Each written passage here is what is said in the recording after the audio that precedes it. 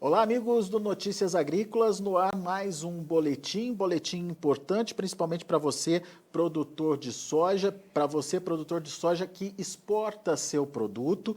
Está em discussão desde o início do ano a questão da classificação da soja. A China notificou a Organização Mundial do Comércio que pretende alterar o seu padrão interno de classificação de soja.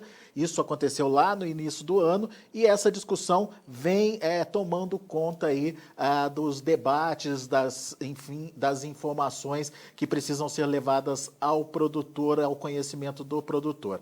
Recentemente, uma live reunindo o governo, representantes de produtores, pesquisadores e também a própria agência de exportação, a ANAC, debateu esse tema e viu que tem aí algumas discussões importantes, pertinentes, mas que é preciso levar em consideração o impacto que isso vai ter no cotidiano, no dia a dia do produtor, o que vai ser preciso fazer para adequar a produção que existe hoje, da forma que é feita hoje, às novas regras. E também existe já uma discussão de mudança de classificação no próprio mercado interno. Sobre essas questões, a gente convidou o Ricardo Arioli.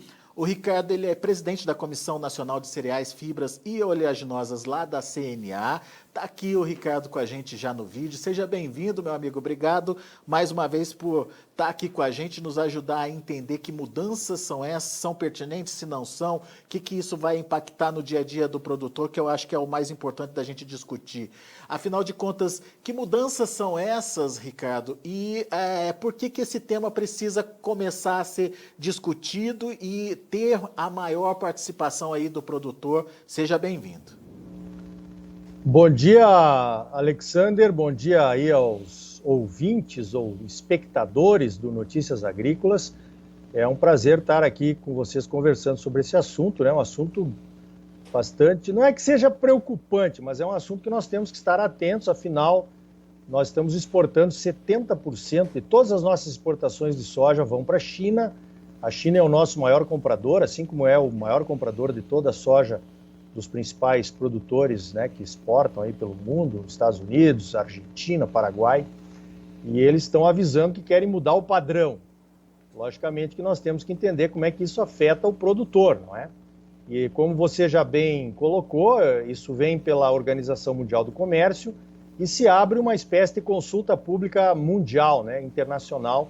Os países interessados, então, em opinar sobre o novo padrão, se tiverem dúvidas e tal, a hora é agora, é isso que está acontecendo. O Ministério da Agricultura do Brasil já fez alguns questionamentos para a China e nós, então, estamos tentando entender, enquanto representação de produtores, como é que isso nos afetaria como produtores, não é? E esse foi o objetivo da live que nós fizemos a semana passada. Nós convidamos o Ministério da Agricultura, que recebeu a notificação, convidamos a academia, né, o pessoal do Centro Treinar lá da Universidade Federal de Viçosa e o pessoal da Associação Nacional dos Exportadores de Cereais, a ANEC, que também exportam soja, né, apesar do nome cereais, mas eles têm um contrato padrão de exportação que normalmente as tradings seguem. Então nós queremos ouvir então como é que o segmento todo está vendo essa mudança no padrão chinês de compra de soja aí.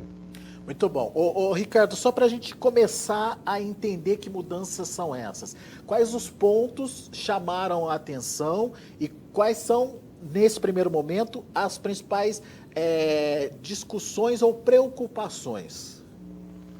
Bom, em primeiro lugar, vamos falar do que não muda muito ou mudou para melhor, né? A soja, como quem conhece, vende, compra e tal, ela tem um padrão, né? Um padrão brasileiro que desconta aquilo que não é soja, né? A impureza, o excesso de umidade, os defeitos, né? Picados, ardidos, mofados, queimados, congelados. Tem lá um padrão, né? Que normalmente as empresas colocam nos contratos quando compram essa soja do produtor. Então, eles definem ali quanto % de grão sadio, de grão de qualidade máximo deve ter e como serão os descontos, ok? Então, a China tem isso, né? A China tem 5 tipos de soja, e um 6º tipo aqui agora que é o fora do padrão. Então, 95% de grãos de boa qualidade é o máximo, é o tipo 1, depois vai caindo e chega até fora do padrão, abaixo de 75%. O Brasil não tem tipos de soja, é um tipo só, ok? Não temos esse tipo fora do padrão. A indústria, na verdade, as empresas absorvem qualquer soja que o produtor entregue, evidentemente que não pode estar podre, né, aquela coisa toda, mas os descontos são feitos e a partir daí, então, se comercializa a parte boa, né, a parte de qualidade da soja. Esse é para isso que serve o padrão. Então, nos descontos, Alex, dos problemas de tipo assim, picados, quebrados, ardidos, mofados, não é? Nosso padrão é um pouquinho diferente, mas o padrão chinês melhorou. O padrão chinês ele ficou mais permissivo, não é? Nós vamos ter que estudar agora que impacto isso vai ter na questão dos descontos desse soja exportado para a China para o produtor na fazenda, quando ele entrega a sua soja. Mas à primeira vista isso melhorou. Aí nós temos 2 problemas que nós identificamos, que talvez sejam os principais para se discutir. É um problema na questão da umidade, né, padrão. A nossa umidade aqui no Brasil é 14% para entrega na fazenda, ou na trade, se você não tem um secador. E também nós temos aí teores de proteína e de óleo, não é? A China baixou o padrão dela para 13, ou manteve, na verdade tem uma história aí que o padrão brasileiro é só uma referência, não é obrigatório, e a tolerância de 14 para o produtor, na verdade, não é a mesma do mercado internacional, né? Que no caso da China é 13. Como o padrão da China vai se tornar obrigatório, nós temos que ver essa questão do 13 para o 14. E também eles têm ali 2 tipos de soja, que é uma coisa diferenciada, né? Pelo que a gente entendeu, que é uma soja de alto teor de proteína e uma soja de alto teor de óleo. Para abreviar a discussão, né, Alex? Senão nós vamos longe aqui. O teor de óleo desse soja, digamos assim, de alto teor de óleo, não será um problema para o Brasil atender. A nossa média aí, nós olhamos aí, demos uma olhada nos estudos que a Embrapa fez num projeto chamado Qualigrãos, aí estudando a soja que foi entregue nas trades, a qualidade desses grãos. Nós temos um padrão, uma média de teor de óleo acima até do que os chineses estão pedindo nesse novo padrão, né? Eles pedem 20, 21, 20, 21, 22, e o nosso é acima de 22, então tá tranquilo.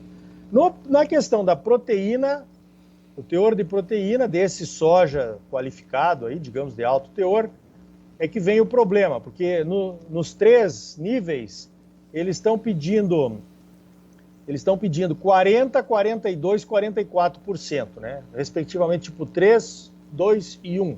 44, teor de proteína, seria o melhor. E o nosso soja aqui, ele tem 36 na média, né? Então, essa na nossa análise seria uma das questões que nós teríamos que conversar com os chineses para ver, né, quando que nós vamos conseguir atender isso, porque nós não vamos conseguir atender, né? Essa questão do padrão de proteína do grão. Bom, então vamos aos detalhes, Ricardo. Vamos começar com essa questão da umidade.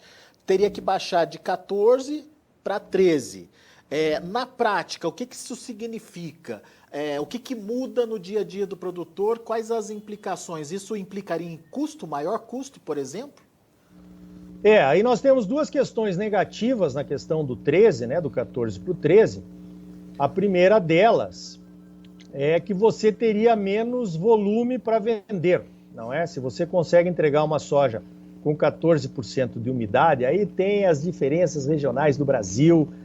Aqui no Mato Grosso, nós estamos aqui com uma umidade relativa do ar baixíssima, alta temperatura. Se você tiver que aerar um silo agora, cheio de soja, você vai ter problemas. A sua umidade pode cair para menos de 12, até o 12, vamos dizer assim, né?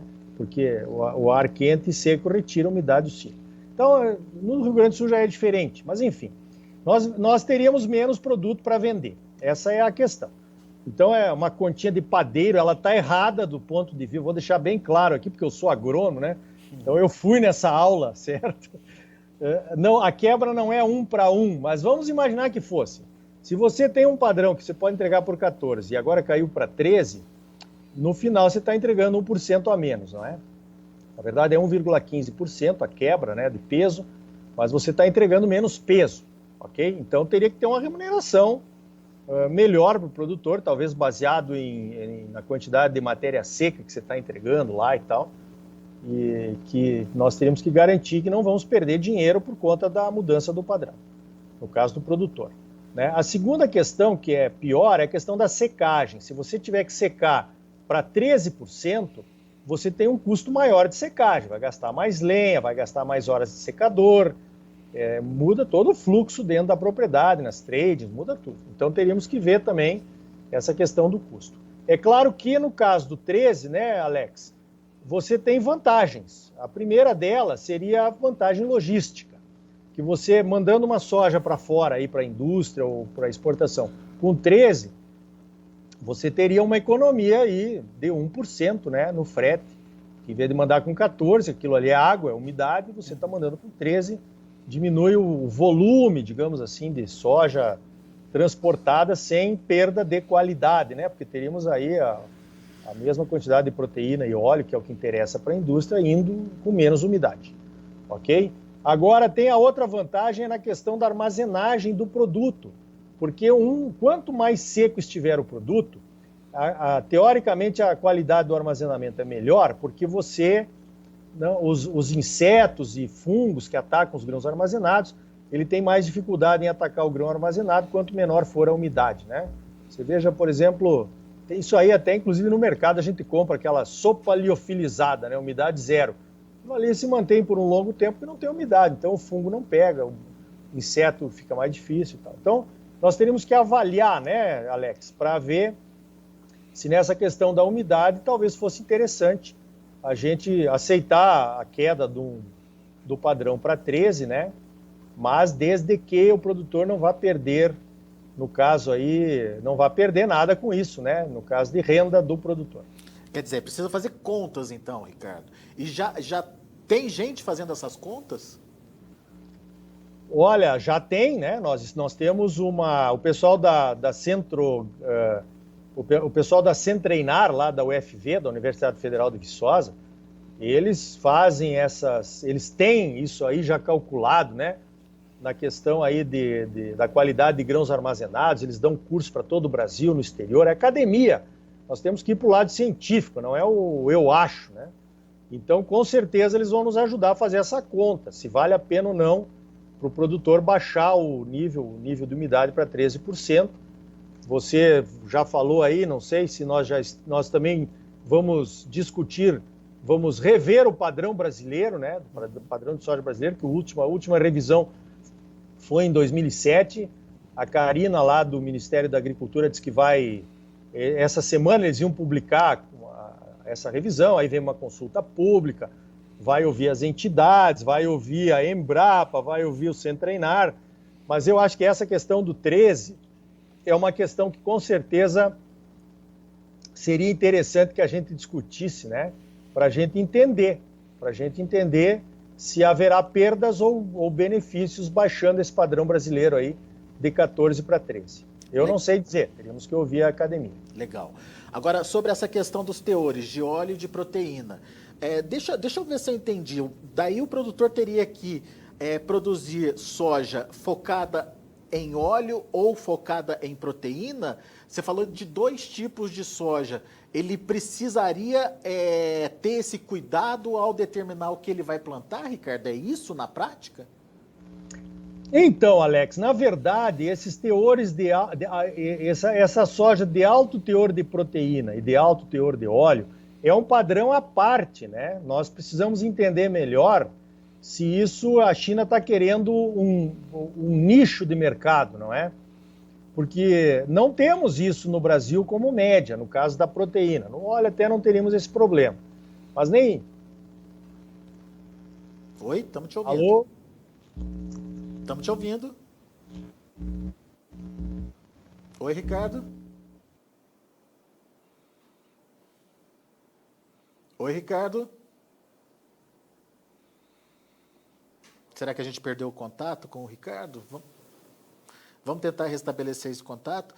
O Ricardo estava explicando, né, para o produtor o que significa na prática essa história de teor de proteína, teor de óleo na soja, como é que isso fica aí no dia a dia, na prática, para o produtor. A gente já vinha falando da questão da umidade dos grãos, né, dessa possibilidade de reduzir o percentual de umidade de 14%, que é o permitido hoje no Brasil, para 13%, e os cálculos que poderiam ser feitos em cima disso para ver se justifica ou não essa queda da umidade apresentada. E agora a gente estava falando um pouquinho sobre essa questão dos teores de óleo e de proteína. Vamos ver se a gente já conseguiu restabelecer o contato com o Ricardo. Ainda não, parece que está mais difícil restabelecer essa conexão lá com o Ricardo Arioli, mas é um assunto muito importante, a gente vai insistir mais um pouquinho, afinal de contas, é um assunto que pode mexer aí no dia a dia do produtor, seja através de processos na fazenda, na produção, no dia a dia da atividade, seja através da remuneração do produtor diante de perdas ou ganhos, dependendo aí do que for definido como padrão.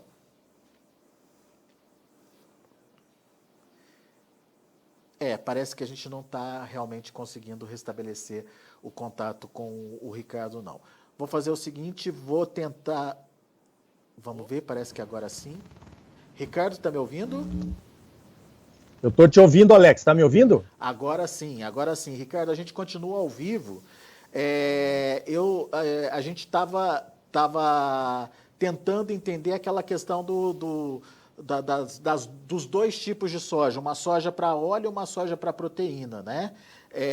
Para produção de proteína. E, na prática, isso vai ter que acontecer? Então, como eu estava dizendo aí antes de cair, e caiu porque o meu computador esquentou muito aqui, vamos ver se ele volta agora.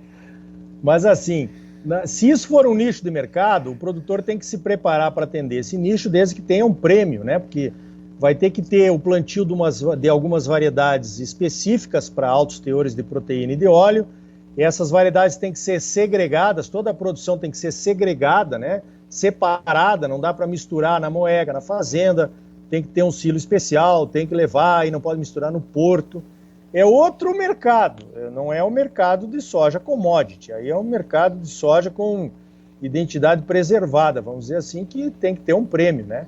Mas isso certamente nós vamos consultar a China para entender por que esse padrão tão alto de proteína nessa soja. E tem alguma explicação por que a China resolveu mudar esse padrão depois de tanto tempo comprando dentro dos padrões tradicionais, Ricardo? Olha, não existe uma explicação oficial, é normal que países refaçam, rediscutam seus padrões, não é? O comércio vai mudando, as variedades de soja também, não só de soja, de outras culturas. O Brasil mesmo, nós vamos rever o nosso aqui e a gente sempre tenta mudar para uma qualidade melhor, né? É mais ou menos isso que a gente entende aí. Evidentemente que o comprador é soberano, a China que compra, ela vai dizer o que ela quer. Se nós não pudermos atender, vai ser complicado. Mas também, né, Alexander, a China não vai querer botar um empecilho na comercialização de soja. O Brasil hoje é o principal fornecedor, né? Ela não vai querer dizer, não vou comprar porque a tua soja está com baixa proteína. Não é assim. Se eu não me engano, me corrija se eu estiver errado, mas a soja brasileira tem, em termos de teor de proteína, tem mais teor de proteína do que a própria soja americana, que é o grande fornecedor também aí para a China, né, Ricardo? Se a China começar a colocar muito empecilho, ela não vai ter soja adequada aos padrões para atender o mercado também, né? Positivo. Inclusive a soja americana, na média, ela é 2% a menos o teor de proteína. Eles estão lá com 34%, né, na média, a nossa é 36%. E dependendo do estado, aqui no Brasil também, né? Por exemplo, os estados do sul, lá por conta da localização geográfica, horas de luz e tal, eles também têm alguns problemas para atender, né? A média, normalmente, de teor de proteína é mais alta, mais próximo do Equador, né? Então, a China não vai querer fazer isso. Às vezes, pode ser que seja... Vamos entender melhor, né? Exatamente. Como acontece hoje, por exemplo, com a precificação da arroba, né? O tal do boi China, que recebe um plus para atender as características que os chineses querem, né? Tem uma diferença do que é vendido para o mercado interno para o que é exportado para a China em função da padronização ou da exigência que a China quer. Isso significa, na prática, em média, R$5 a mais por arroba, chegando em alguns momentos até a R$10 a mais por arroba. Então, pode ser que seja isso na prática também, né? Sim, pode ser, né? Pode ser também a questão, é a mesma questão que nós temos na soja não transgênica, né? Exato. O mercado quer a soja não transgênica, sabe, nós temos que ter toda a segregação dentro da propriedade, tem custo maior, e ele sabe que tem que pagar um prêmio quando é assim, né? Muito bem. Ricardo, só para a gente arrematar, você falou aí dessa questão das mudanças também nas regras de padronização do mercado interno e que isso já começaria a entrar em discussão agora nas próximas semanas. Qual que é a sua expectativa? O que precisa mudar e o que é primordial aí em termos de mudança na classificação interna? Que pergunta, hein? Olha, os produtores, nós somos muito descontentes com a questão da classificação na fazenda e os descontos, não é? Então, assim, nós gostaríamos, para não me alongar demais, né? Nós gostaríamos de uma classificação mais transparente, menos desuniforme, né? Aqui no Mato Grosso nós temos um belíssimo programa da AproSoja Mato Grosso, que é o projeto classificador, né? Classificador legal. Então, quando vem um classificador da empresa que embarcar aqui na fazenda, você tem uma discordância, você chama o pessoal do classificador legal, eles vêm aqui, fazem uma classificação, e normalmente as diferenças são bem grandes, viu? Então, a gente gostaria de que fosse um negócio mais transparente, a gente gostaria que as tabelas de desconto, de umidade, impureza, ardidos, avariados, todos esses defeitos que a soja tem, estivessem claramente colocadas nos contratos, não é? Para o produtor saber qual é a empresa que tem uma tolerância maior e tal. E isso interfere no preço final, com certeza. E nós temos uma outra questão aí para mais ou menos o nosso espectador entender, que, por exemplo, grãos ardidos, que é uma coisa que acontece aqui no Mato Grosso, um teor alto de grãos ardidos, quando se colhe com muita chuva na colheita, né? Você vai atrasando, o grão vai fermentando na lavoura, fica ardido, como a gente fala, né? Então existe uma tolerância de 8% e você não consegue tirar aquilo da massa, né? Você não consegue tirar o grão ardido, não tem pré-limpeza, nada que consiga. Então você entrega aquilo e a partir de 8% todo grão ele é descontado, né? Mas aquilo tem um valor, porque ele vai para a indústria, porque a indústria não consegue também retirar. E aquilo vira óleo e farelo. É certo que não é um óleo de grande qualidade, com certeza o farelo tem problemas de qualidade também, a gente entende isso, né? Mas aquilo ali ele vai todo de graça, daqui da fazenda, quando ele passa, eu tenho que pagar até o frete, né? Porque não consegue tirar. É um desconto matemático lá que sobra, mas na verdade ele vira farelo e óleo, então é um tema que nós temos que discutir, evidentemente com espíritos desarmados, né? E trazendo a ciência para que a gente possa entender o que é um desconto que, na verdade, não prejudique ninguém, né? Nem os produtores, nem a indústria, nem o exportador. Mas como realmente está um pouco complicado, né? Porque a gente vê alguns absurdos aí. O cara entrega uma carga de soja e não sobra nada, né? Pois é. Tem a forma de fazer a conta também está errada, né? Muitas trades fazem a conta sempre pelo mesmo peso bruto e tem que ir descontando. É um tema, eu não vou dizer que é espinhoso, né? Talvez seja para nós, seja para as trades também, a gente tem que entender o outro lado, né? Nós estamos juntos aí na cadeia de produção, mas eu acho que dá para nós evoluirmos aí para um padrão e uns descontos, digamos assim, mais transparentes, vamos colocar nessa forma. Boa. O importante é que a discussão seja feita e que os resultados obtidos a partir dessa discussão beneficiem todos os lados, que todos acabem saindo satisfeitos. A gente sabe que isso é difícil, né, Ricardo? Mas por que não perseguir pelo menos aí o bom senso, né? Com certeza, eu acho que tem muitas mudanças técnicas aí ultimamente, variedade de soja de hábito indeterminado, né? Algumas que não tínhamos no mercado alguns anos atrás. Então ela tem no mesmo pé, tem grão verde e grão para lá de maduro, né? Tem um monte de coisa para ser analisada, né? Evidentemente que a ciência pode nos ajudar muito nisso. E o Brasil, na verdade, a gente como produtor de soja e a trading como vendedora dessa nossa soja e o comprador, né, seja chinês, europeu, enfim, nós temos que oferecer qualidade, né? Se você se coloca como um consumidor, você quer qualidade, sempre garantia de qualidade em tudo que você compra, não é? Então nós temos que entender esse lado do consumidor. Se o Brasil conseguir, mudando o padrão, né, em benefício de todos aí, mas entregando uma qualidade melhor, é isso que vai nos tornar líderes, cada vez mais líderes e destacados, né? A nossa soja, o nosso milho, a nossa carne, ela tem que ser reconhecida no mercado pelo padrão de qualidade, né? E mais ainda, nós estamos além disso, né? Qualidade e sustentabilidade, né? Eu acho que essa sustentabilidade nós já temos para entregar, só está nos faltando, digamos assim, uma iniciativa de todos, né, para conseguir comunicar essa nossa sustentabilidade social e ambiental aí no exterior também, agregada com a qualidade do produto. Está certinho, Ricardo.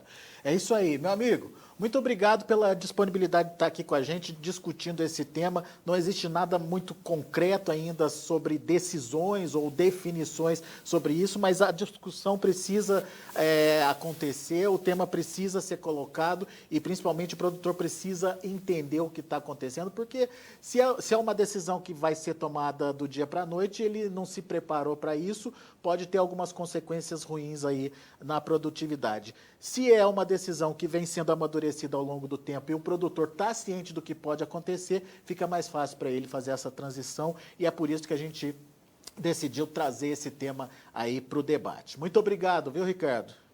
Olha, eu que agradeço, eu acho que, como eu disse no início, você também já entendeu, né, Alex? E eu acho que os nossos acompanhantes aqui, os ouvintes também, os espectadores, nós precisamos discutir o assunto, né? A China, nosso maior comprador de soja, está mudando o padrão. Como é que isso implica todos os elos da cadeia, né? Isso tem reflexo não só para o produtor, tem reflexo no transporte, na armazenagem, tem reflexo no próprio contrato de exportação. Então nós precisamos pensar juntos aí como é que isso vai nos atingir, para que a gente não entre numa fria, né, aceitando algo que depois a gente não possa cumprir, ou quem sabe até melhorando, né, para a gente, então, e a gente possa cumprir com louvor, né, entregando melhor qualidade, como eu disse aqui. Então acho que essa entrada do Notícias Agrícolas aí no tema tá ótimo, né, Alex? Vamos ficar de olho aí, vamos noticiando o que vai acontecendo, beleza? E a gente conta com você, Ricardo. Sempre às ordens. Obrigado pela oportunidade aí, em nome da CNA, em nome dos produtores, em nome da comissão. Muito obrigado. Grande abraço, meu amigo. Até a próxima. Tá aí. O Ricardo Arioli aqui com a gente, alertando, portanto, sobre essa discussão muito pertinente, inclusive, que pode mudar o processo e a dinâmica de produção na sua fazenda, pode trazer alguns custos a mais, mas pode, de outro lado, beneficiar você, produtor rural, em outras questões. Então, é preciso analisar, avaliar e entender que mudanças são essas para ver se é positivo ou não para o seu dia a dia. Muito legal a conversa, a gente agradece a participação do Ricardo, a posicionamento da CNA e a gente fica também à disposição para que esse assunto possa ter mais participações aí e você, produtor, pode participar também. Daqui a pouco a gente volta com outras informações e mais destaques. Continue com a gente. Se inscreva em nossas mídias sociais. No Facebook, Notícias Agrícolas. No Instagram, @Notícias Agrícolas. E em nosso Twitter, @Norteagri. E para não perder nenhum vídeo, não se esqueça de nos acompanhar no YouTube e na Twitch, Notícias Agrícolas Oficial.